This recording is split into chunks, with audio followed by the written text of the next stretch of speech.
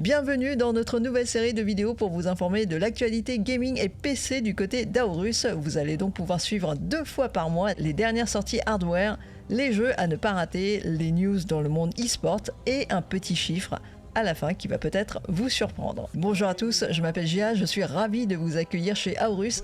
Merci pour avoir cliqué sur cette vidéo et n'hésitez pas à nous encourager en vous abonnant à la chaîne et pour aussi être prévenu dès la sortie d'un prochain épisode. Allez, on commence tout de suite par le jeu du moment à ne pas rater. The First Berserker Kazan, c'est un jeu de rôle et d'action hardcore développé par Neopol et publié par Nexon et il faut l'avouer, il a un rendu graphique assez incroyable, on dirait un animé avec des scènes bien sanglantes et un style hyper inspiré grâce à l'utilisation d'une technique qu'on appelle le cel shading. C'est donc une technique de rendu graphique qui rappelle justement les animés. L'histoire quant à elle est passionnante, vous incarnez Kazan, un héros vénéré mais aussi un peu vénère dans le jeu parce qu'il a été trahi par les siens. Il fait donc une étrange alliance avec une entité spectrale qui lui procure au passage des pouvoirs assez sympathiques. Le scénario tourne autour de la vengeance, de la quête de la vérité pour découvrir qui se cache réellement derrière toute cette mascarade. Mais bien sûr la tâche ne sera pas facile. C'est un jeu d'action à la Souls-like. Alors ça veut dire que vous allez en baver et que vous allez mourir souvent. Il faudra donc prendre le temps pour maîtriser les techniques de combat, d'esquive, surtout de protection, de parade, et il faudra aussi améliorer les compétences petit à petit pour mieux manier les différentes armes du jeu, comme par exemple des épées ou des lances. Et peut-être que là, comme ça, dans ces conditions, vous arriverez à vaincre les boss dantesques du jeu. La configuration minimale, c'est donc un processeur Intel Core i3 6300 ou bien un AMD Ryzen 3 1200, mémoire vive 12 Go de RAM, la carte graphique, une Nvidia GeForce GTX 970 ou bien une Radeon RX 580. Chez Intel, ce serait une Intel Arc A580. L'espace de stockage, ce sera 70 Go minimum en SSD obligatoirement. Ça, ce sera donc pour jouer en 1080p avec du 30 fps avec les options graphiques au plus bas. C'est donc le minimum de chez minimum. Nous, on vous conseille plutôt d'avoir une configuration un petit peu plus costaude. La config recommandée, c'est donc un Intel Core i7 6700K ou bien un AMD Ryzen 5 3600. La mémoire vive 16 Go pour être un petit peu plus confortable. Au niveau de la carte graphique, on vous conseille quand même une Nvidia GeForce RTX 2070 ou bien une Radeon RX 5700 XT ou bien avec une Intel Arc A750. Ça, c'est donc la config recommandée pour pouvoir jouer avec du 1080p en 60 fps avec cette fois-ci les options graphiques élevées, ce qui est quand même beaucoup plus sympa. Ensuite, si vous voulez taper dans la 4K 60 fps avec les options graphiques au max, il faudra compter au moins, je dis bien au moins, avec une RTX 3070 Ti avec le DLSS d'activer. D'ailleurs, ce jeu est optimisé DLSS, bonne nouvelle, et il est aussi compatible GeForce Now. A noter, l'installation sur un SSD est hyper importante parce que vous allez mourir assez souvent dans le jeu puisque c'est un Souls-like. Il faudra donc recharger à chaque fois à votre point d'enregistrement, donc un stockage rapide est vraiment nécessaire. Si vous avez envie d'essayer avant d'acheter The First Berserker Kazan, c'est disponible en démo sur Steam. En parlant de hardware justement, pour profiter de jeux aussi soignés graphiquement, un écran de qualité est un avantage indéniable qui peut magnifier votre expérience de jeu. On va donc parler écran cette fois-ci et c'est le moment de regarder du côté des écrans QD OLED. La technologie QD OLED est de plus en plus intéressante au niveau du prix, elle est de plus en plus répandue et donc, bonne nouvelle, de plus en plus abordable. Les écrans OLED, vous devez sûrement connaître, vous savez que l'affichage est magnifique, les contrastes sont riches parce que les niveaux de noir sont très profonds, ce qui donne un affichage des plus satisfaisants, mais le plus gros défaut, c'est quand même le manque de luminosité de ces écrans OLED.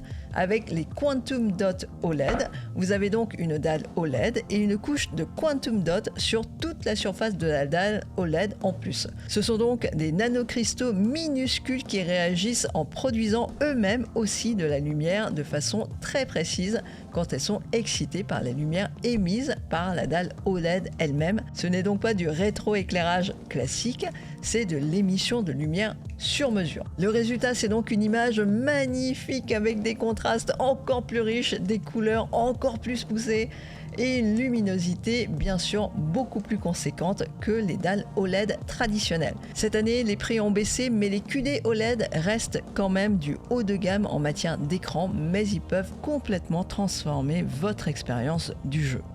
L'écran Gigabyte MO32U est donc un moniteur gaming haut de gamme QD OLED de 32 pouces qui offre une expérience visuelle époustouflante et des performances de jeu au top. 32 pouces, c'est donc une très bonne taille pour pouvoir poser sur un bureau et profiter d'une image exceptionnelle dans les meilleures conditions quand vous êtes assis devant votre bureau. Le contraste est donc sublime, les couleurs captivantes et avec une précision hyper propre avec une résolution en 4K. Avec un taux de rafraîchissement de 165 Hz, il est bien sûr adapté pour les jeux PC et surtout pour les jeux PlayStation 5 qui vont jusqu'à 120 images secondes. Le temps de réponse est aussi ultra rapide, il est de 0,03 millisecondes G2G, c'est-à-dire quasiment instantané.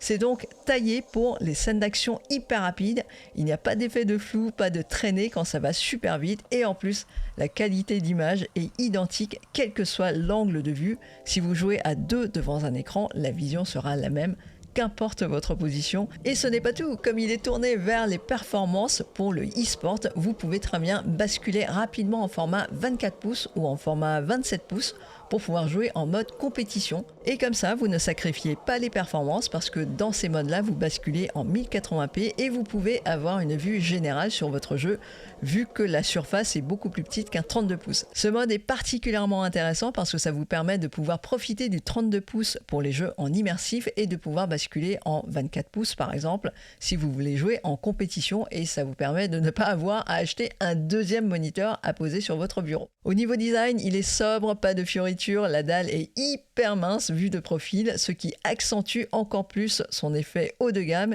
Et pour couronner le tout, Gigabyte offre aussi une garantie premium de 3 ans. Allez, on passe à notre rubrique e-sport. Le week-end du 5 et 6 avril dernier, la 10e édition du Red Bull Comité s'est tenue à Paris à la Maison de la Mutualité. Pour ceux qui ne connaissent pas, c'est un des plus gros événements de versus fighting. Les meilleurs joueurs de la planète de Street Fighter se sont donc affrontés dans des matchs sanglants pour déterminer qui était vraiment le meilleur dans la discipline. Le grand vainqueur de ce tournoi, c'est donc Big Bird alias Adel Hanouch qui l'a emporté après un combat de titan en jouant avec le perso Rashid. Il jouait contre Ending Walker qui jouait de son côté Ryu.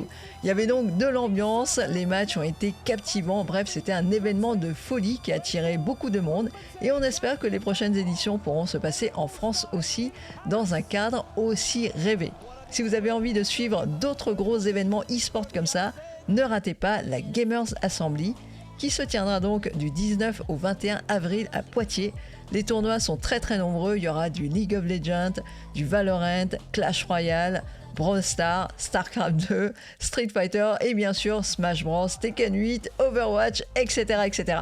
Allez voir dans la description pour aller sur leur site pour en savoir plus. Le programme est hyper dense. Si vous y allez en personne, vous ne le regretterez pas. Allez, on termine avec le chiffre de la quinzaine. En 2024, l'industrie du jeu vidéo a réalisé un chiffre hallucinant de 5,7 milliards d'euros contre 6,1 milliards en 2023.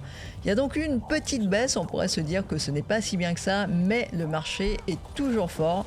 Il y a de plus en plus de joueurs et les jeux vidéo touchent maintenant toutes les générations et ce chiffre reste, ceci dit, même s'il est en baisse par rapport à l'année dernière, dans les meilleures années depuis 2019 et il faut garder en tête que l'année précédente 2023 avait été une année exceptionnelle. C'est donc aujourd'hui une des industries culturelles qui rapporte le plus d'argent, donc soyez fiers d'en faire partie. J'espère que vous avez passé un bon moment avec cette vidéo et que vous avez appris quelques trucs intéressants. Abonnez-vous à la chaîne pour être informé de la sortie du prochain numéro et n'hésitez pas à nous dire ce que vous avez apprécié ou pas dans cette vidéo. On se retrouve donc très prochainement pour un autre numéro. Soyez bien là, je compte sur vous!